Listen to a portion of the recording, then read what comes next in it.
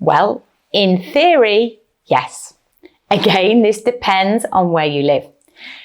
If, for example, you are in the United States and using a known sperm donor, this is a lot easier. Providing there is sufficient quantity of donated sperm available, there is no reason why you both can't undergo artificial insemination with the same donor sperm to become mums. If you live in a country where sperm donation is an anonymous and altruistic act, then it will depend entirely on your personal physical characteristics of each woman in the couple.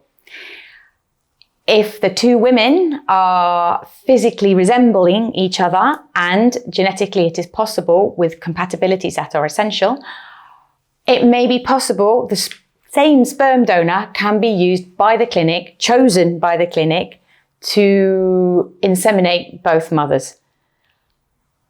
This also requires sufficient quantity of the same donor sperm to be available.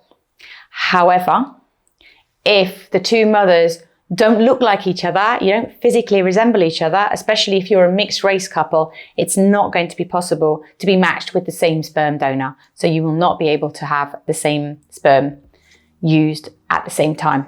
But there is no reason why you both can't undergo artificial insemination with two separate donors, for example.